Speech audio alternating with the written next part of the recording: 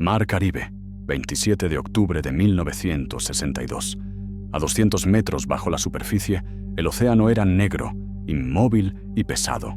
El agua lo devoraba todo: la luz, el sonido, el tiempo. En aquel silencio aplastante, una nave soviética se deslizaba lentamente entre las corrientes cálidas, invisible para el mundo de arriba. El submarino B-59 llevaba 5 días oculto bajo el Caribe. En su interior, el calor superaba los 40 grados. El aire era espeso, saturado de dióxido de carbono, y el sudor goteaba por las paredes metálicas como si el barco respirara. Los hombres dormían sobre el suelo, medio desnudos, turnándose para acercarse a los ventiladores que apenas funcionaban. Los reactores eléctricos se habían apagado para evitar ser detectados. Los generadores estaban casi agotados, las baterías en su límite.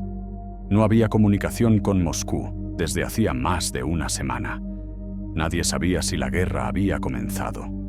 El comandante Valentín Savitsky se movía entre las sombras del compartimiento de control, tenso, en silencio.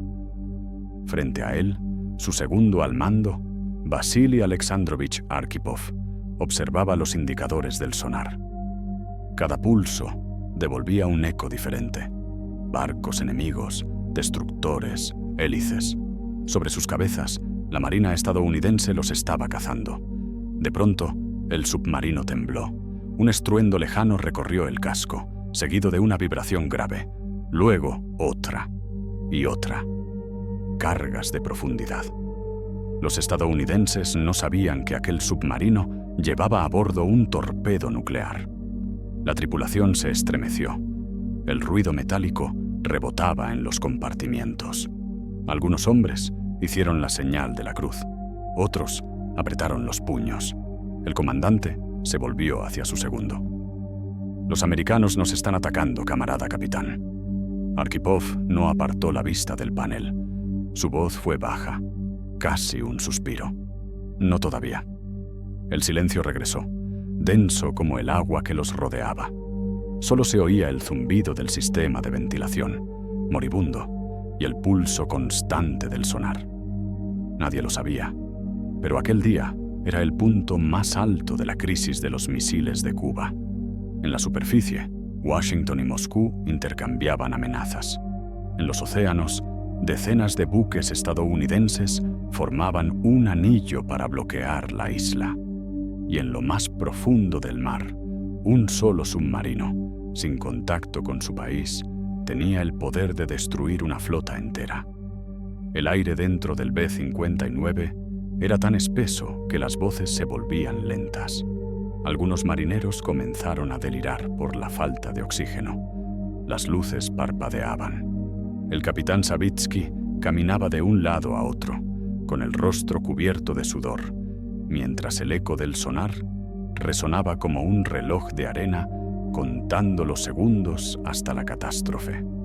Arkhipov, el único hombre del barco que había visto antes un reactor colapsar y una tripulación morir, sabía que estaban a punto de cometer el mismo error que había visto años atrás en el K-19.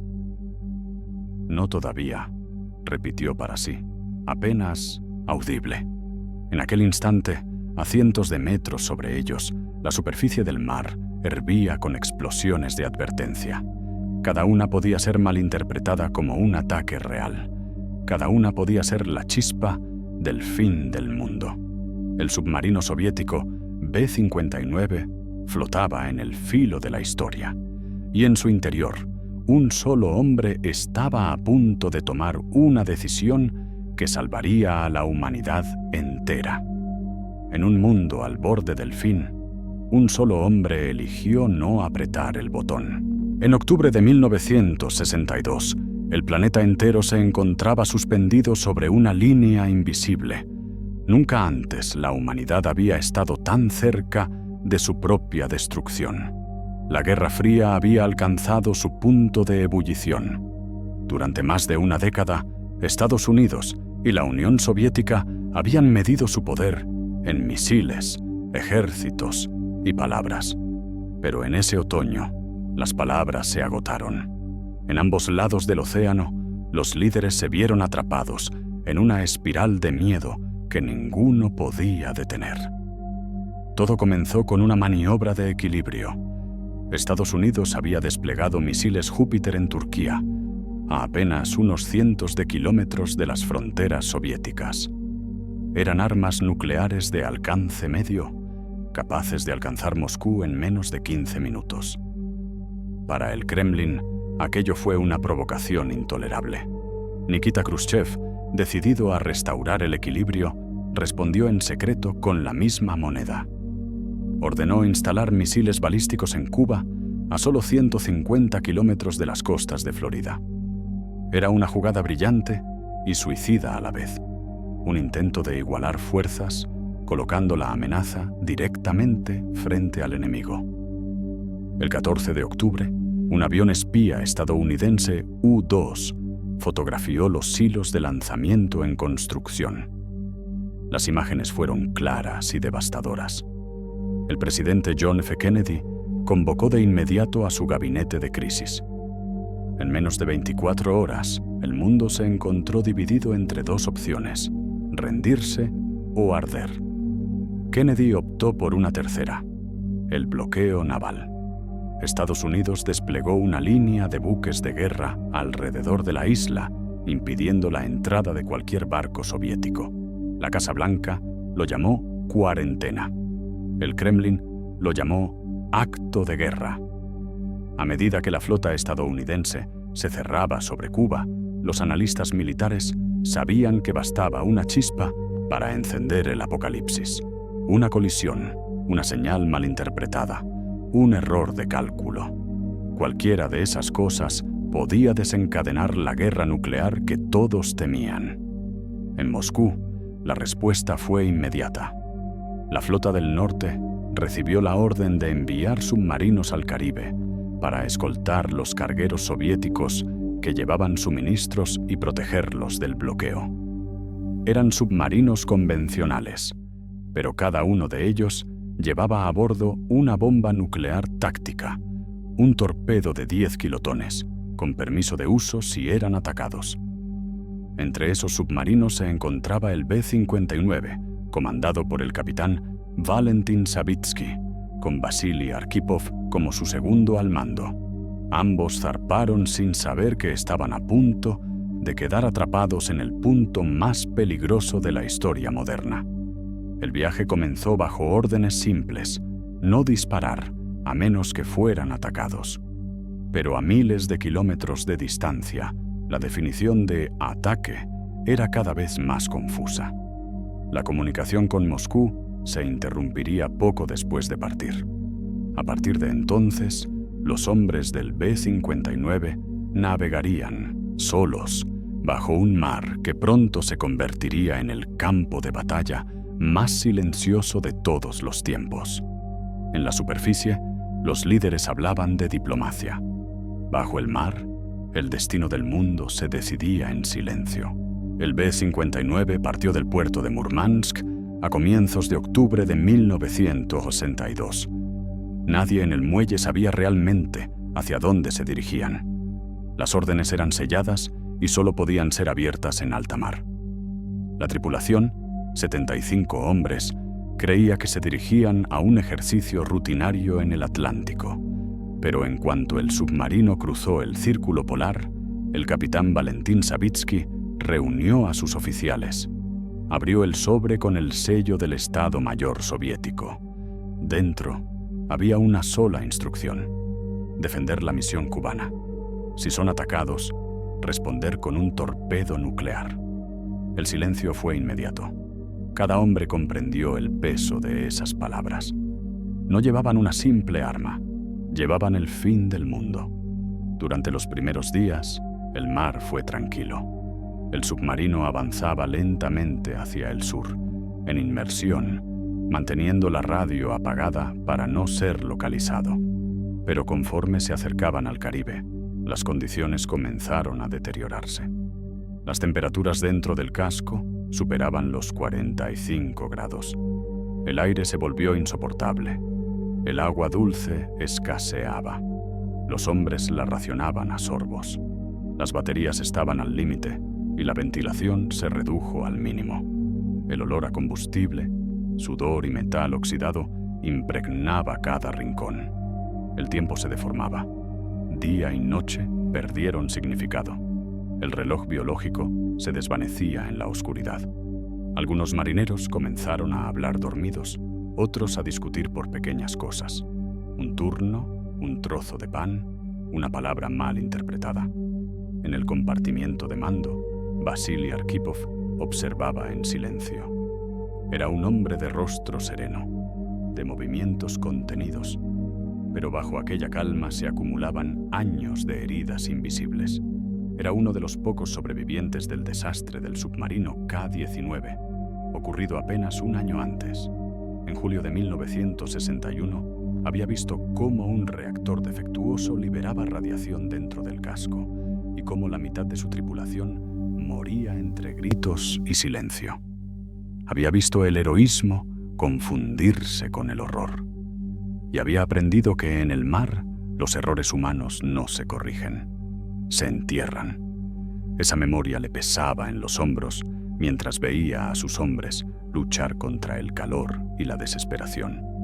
Sabía que la línea entre la disciplina y la locura era tan delgada como el acero del casco que los separaba del océano. La comunicación con Moscú se interrumpió pocos días después de partir. Los mensajes encriptados no llegaban. Los intentos de transmitir eran bloqueados por interferencias. Los hombres del B-59 no sabían si su país seguía en paz o si la guerra ya había comenzado. Cada explosión lejana en el sonar podía ser una señal del fin. Cada carga de profundidad estadounidense, un posible inicio del apocalipsis. En las noches sin luz, el capitán Savitsky recorría los pasillos, exhausto, con la mente al borde del colapso. Arkhipov lo seguía, manteniendo la calma que su comandante necesitaba ver, aunque él mismo sintiera el miedo subirle por la garganta. Una noche, en el compartimiento del torpedo nuclear, Savitsky habló sin mirarlo. «No sobreviviremos si disparamos». Arkhipov respondió despacio, con la voz ronca. «Y si no disparamos, tal vez tampoco». El mar a su alrededor era un monstruo invisible. El aire dentro del barco, un enemigo más. Y el silencio, una condena.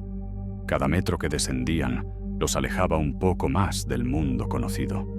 Cada hora que pasaba los acercaba al punto donde la razón humana debía enfrentarse al instinto de destrucción. El B-59 se hundía en la oscuridad del Caribe, y con él la humanidad entera pendía de un hilo. El 24 de octubre de 1962, la flota estadounidense había cerrado su anillo sobre Cuba. En la superficie, los portaaviones y destructores formaban una barrera de acero y radar que se extendía a lo largo del Caribe. Debajo de ese muro invisible, 4 submarinos soviéticos intentaban atravesarlo. Uno de ellos era el BA-59. El calor dentro del submarino se había vuelto insoportable. La humedad empapaba los uniformes. Los equipos eléctricos fallaban. Las baterías estaban al borde del agotamiento. Y entonces, los estadounidenses lo encontraron. El destructor USS Bill, seguido por el USS Coney y el USS Nicholson, detectó un ruido rítmico en el sonar pasivo. Un golpe metálico, regular, profundo. El sonido de hélices soviéticas. Los operadores escucharon atentamente y confirmaron la firma acústica. Habían localizado un submarino enemigo. Los buques norteamericanos activaron el protocolo de identificación. No podían destruirlo. La orden era no iniciar fuego, pero debían obligarlo a emerger. Comenzaron a lanzar cargas de profundidad de advertencia, explosivos calibrados para estallar cerca del blanco sin dañarlo. Desde la superficie parecían simples estallidos en el agua. Desde dentro del B-59 eran terremotos. El casco tembló con cada detonación. Las luces parpadearon. Los hombres se aferraron a los tubos y consolas, con los oídos zumbando por la presión. El aire se volvió más denso, más caliente. Algunos gritaban órdenes, otros rezaban. Las comunicaciones exteriores estaban cortadas. La radio no recibía respuesta. Nadie en el submarino sabía si Moscú seguía en pie o si el mundo ya había sido arrasado. Los estadounidenses creían, habían comenzado la guerra. El capitán Valentín Savitsky caminaba por la sala de mando como un animal acorralado. Llevaba horas sin dormir, el rostro cubierto de sudor, los ojos hundidos. Cada explosión era una confirmación más de que su misión había terminado. Golpeó el panel con el puño. «¡Nos están atacando!», gritó. «Vamos a morir, pero los haremos arder primero». Las palabras cayeron como una sentencia. La orden fue dada. Preparar el torpedo nuclear T-5. El proyectil medía casi 8 metros y pesaba 2 toneladas. Su cabeza explosiva tenía una potencia estimada de 10 kilotones, similar a la bomba que había destruido Hiroshima. Un solo disparo podía vaporizar una flota entera de destructores y con ella encender la cadena que acabaría con el mundo. Los oficiales comenzaron la secuencia. Se retiraron las cubiertas de seguridad. Los técnicos ajustaron los giroscopios. El tubo número 1 se presurizó lentamente. El sonido del mecanismo llenó la sala como un reloj, contando los segundos hacia el final. Arkhipov observaba en silencio. El rostro de Savitsky estaba descompuesto, la mirada perdida entre la furia y el miedo. La tripulación respiraba agitadamente. Algunos temblaban. La temperatura había superado los 45 grados. No había aire suficiente para pensar, ni espacio suficiente para escapar.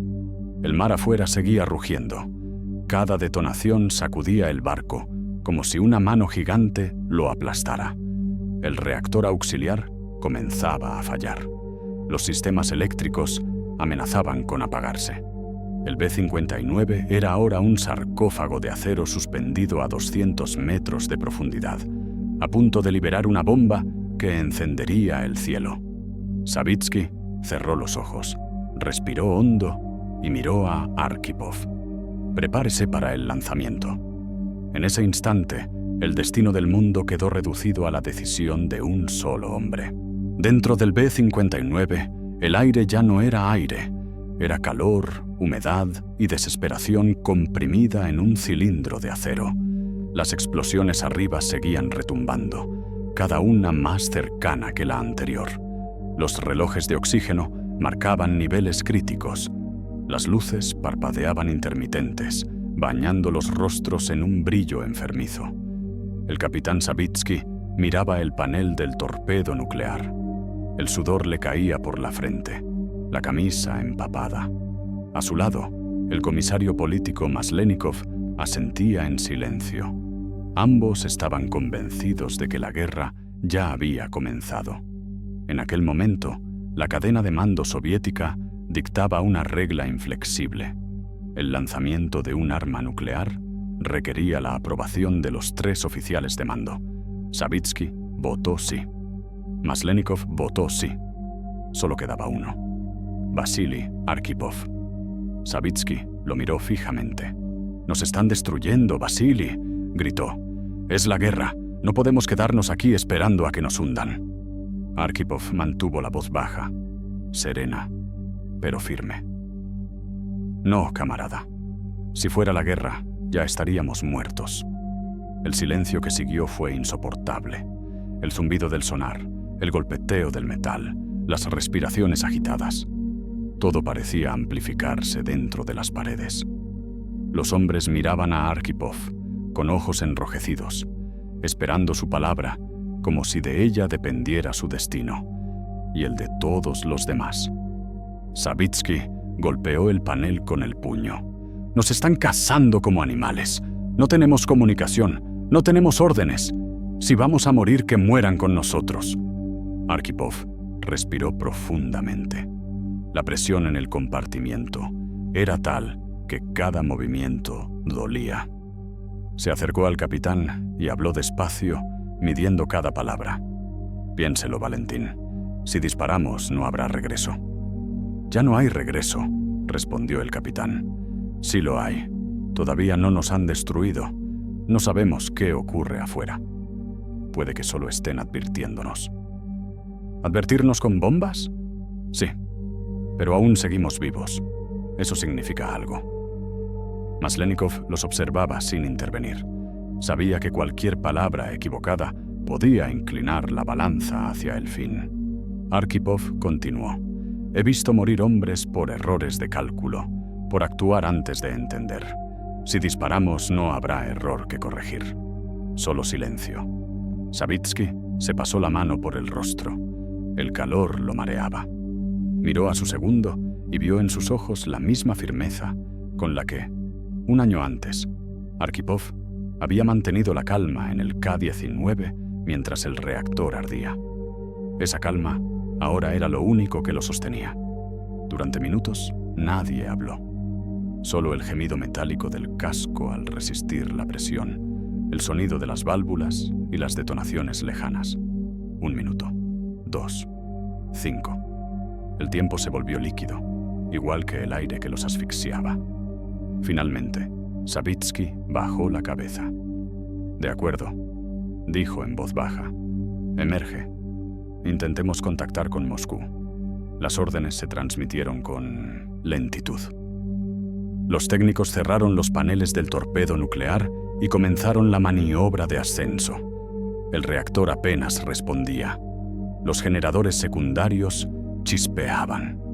El submarino ascendió centímetro a centímetro, como si el océano se negara a soltarlo. Los hombres miraban los indicadores de presión, temiendo que el casco no resistiera. Cada metro hacia la superficie era una victoria. Cada metro, un riesgo. Después de casi media hora, la luz del sol, filtrada por el agua, comenzó a iluminar las ventanillas. Por primera vez en días, los hombres del B-59 respiraron aire fresco. Habían sobrevivido. Y sin saberlo, también había sobrevivido el mundo. El ascenso fue lento, casi interminable.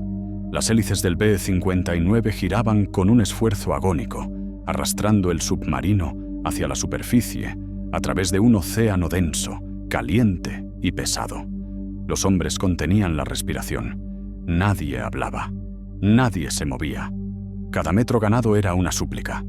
Y entonces, un sonido distinto se filtró entre los ruidos mecánicos, el murmullo del mar abierto. La presión exterior comenzó a disminuir. Un resplandor azul verdoso se coló por las rendijas. Después de 5 días de oscuridad, la luz volvió.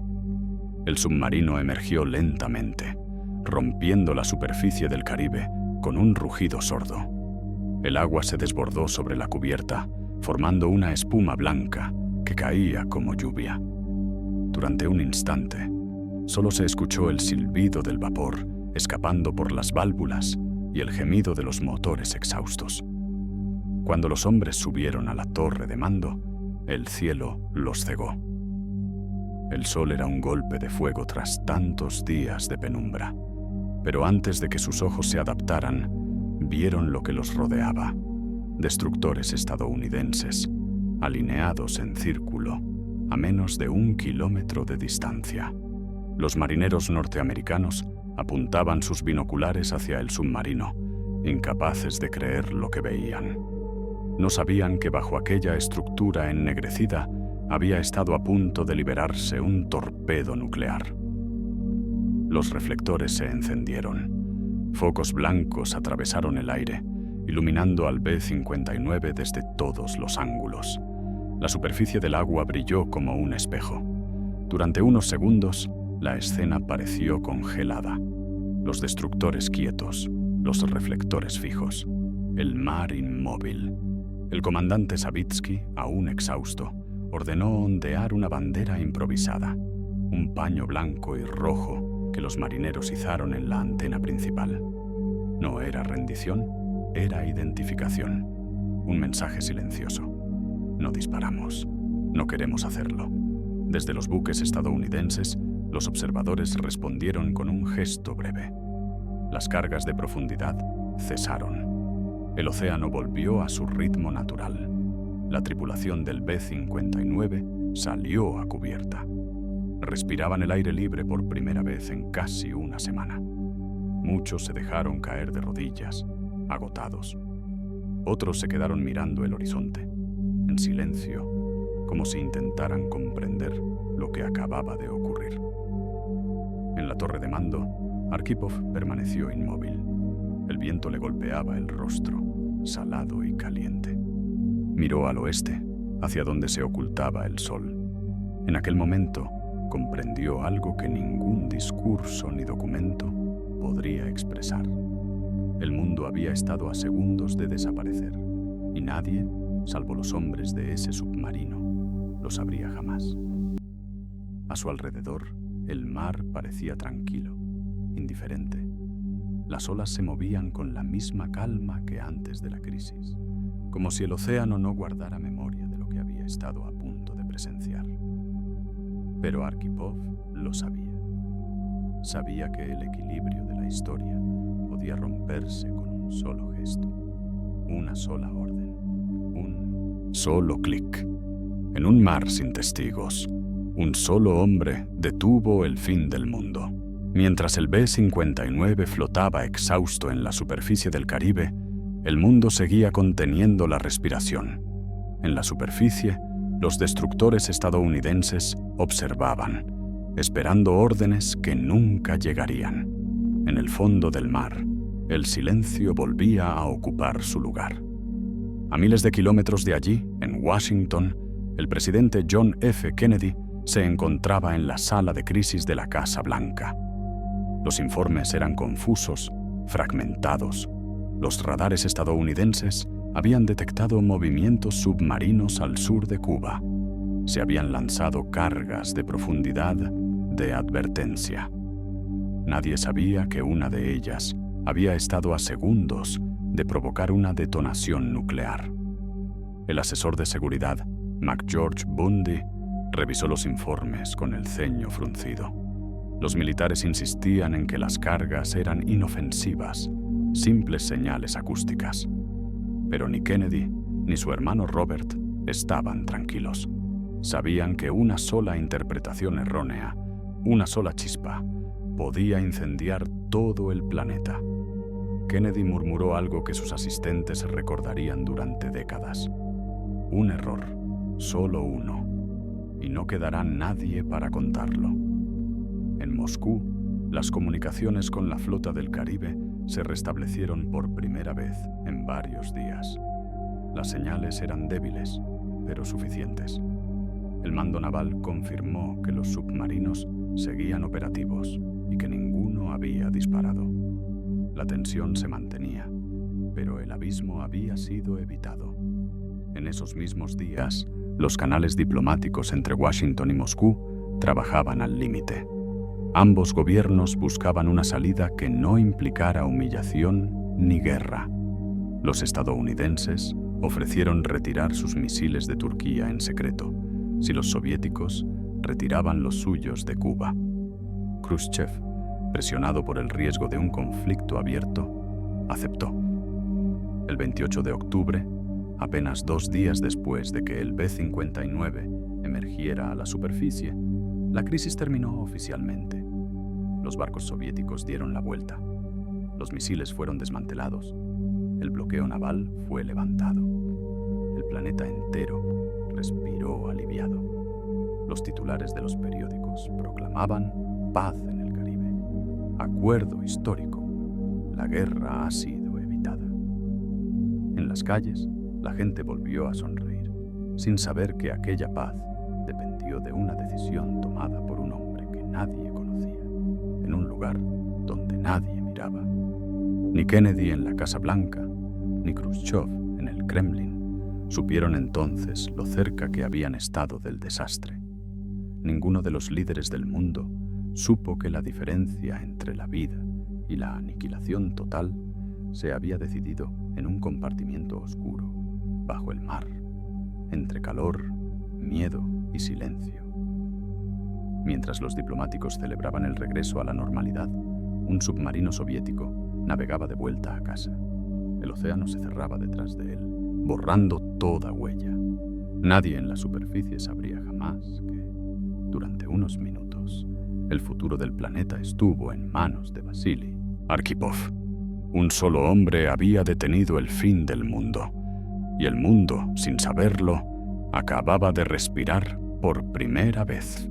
El B-59 navegó de regreso hacia el Atlántico Norte en completo silencio. La orden de repliegue llegó a través de un mensaje cifrado. La flota debía abandonar el Caribe de inmediato. El océano volvió a ser un desierto insondable. Las olas cubrieron lo ocurrido, como si nada hubiera pasado.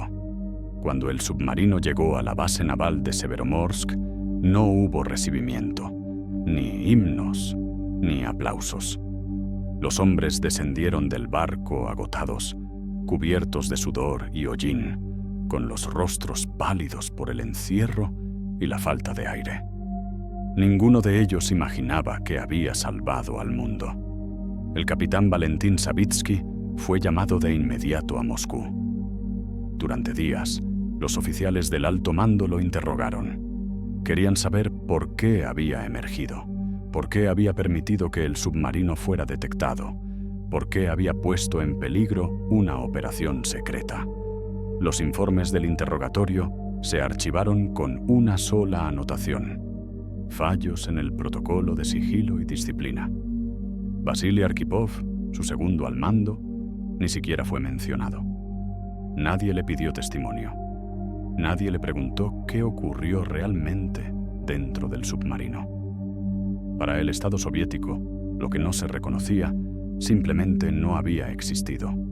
El B-59 fue reasignado, la tripulación dispersada, la historia enterrada.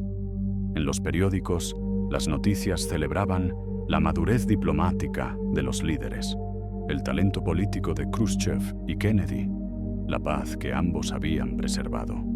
Los discursos oficiales atribuyeron la estabilidad del mundo a la firmeza de los gobiernos, al poder del socialismo y al equilibrio del capitalismo. Pero nadie habló de los hombres que pasaron 5 días atrapados bajo el mar, con el aire agotándose y la locura al borde de estallar. Nadie mencionó al oficial que, en el momento decisivo, había dicho no. Durante 40 años, el incidente del B-59 permaneció clasificado. Ni siquiera dentro de la Marina soviética se conocían los detalles. Los documentos se archivaron bajo la categoría de maniobras en aguas extranjeras. El nombre de Arkhipov desapareció de los registros públicos. Mientras tanto, el mundo siguió su curso. Nuevas armas, nuevos conflictos, nuevas generaciones que crecieron sin saber cuán cerca había estado la humanidad de extinguirse. Los submarinos nucleares siguieron navegando. Los misiles siguieron apuntando a los cielos y el silencio del océano conservó el secreto. La humanidad sobrevivió aquel día, pero nadie lo supo. Pasaron los años, el mundo cambió, los imperios se transformaron y la Guerra Fría terminó sin una explosión. La Unión Soviética dejó de existir y con ella se disolvieron millones de secretos guardados en silencio durante décadas. Entre esos secretos, dormía uno que había sostenido al planeta entero. En el año 2002, los archivos de la Marina soviética fueron abiertos parcialmente. Entre los documentos desclasificados había informes de operaciones en el Caribe, notas de interrogatorios y registros técnicos del submarino B-59. Nada parecía extraordinario hasta que un grupo de historiadores rusos encontró una anotación escueta, escrita en tinta descolorida. El lanzamiento nuclear no se efectuó por decisión del segundo comandante B. Arkhipov. Aquel nombre, casi olvidado, se convirtió en una revelación. Los testimonios de antiguos oficiales confirmaron la historia. Vasily Arkhipov había sido el único de los 3 oficiales al mando en negarse a autorizar el disparo del torpedo nuclear el 27 de octubre de 1962. Un solo voto, un solo instante de duda, había cambiado el curso de la historia. Las investigaciones se multiplicaron. Periodistas, militares retirados e historiadores reconstruyeron los hechos a partir de cartas, diarios y memorias. El relato era claro. Si Arkhipov no hubiera estado a bordo del B-59, la decisión habría recaído solo en el capitán Savitsky y el comisario político Maslenikov. Ambos habrían votado a favor del lanzamiento. El torpedo habría destruido los destructores estadounidenses y Estados Unidos habría respondido con armas nucleares. En cuestión de horas, el planeta habría quedado reducido a cenizas. Los analistas occidentales fueron tajantes. Uno de ellos escribió: «Si él no hubiese estado allí, el mundo no existiría como lo conocemos». En Rusia, los reconocimientos llegaron tarde, pero llegaron. Arkhipov fue condecorado póstumamente. Su nombre comenzó a aparecer en museos, documentales y libros. En Occidente, se lo mencionó junto a los grandes héroes de la contención nuclear, hombres que, en medio de la obediencia y la locura, eligieron pensar. Pero Arkhipov nunca supo que el mundo lo llamaría héroe. Murió en 1998, sin saber que había salvado a miles de millones de personas que jamás conocerían su rostro. La historia, al fin, lo había encontrado. El siglo XX se sostuvo durante unos minutos y fue el pulso de un solo hombre el que decidió que siguiera latiendo.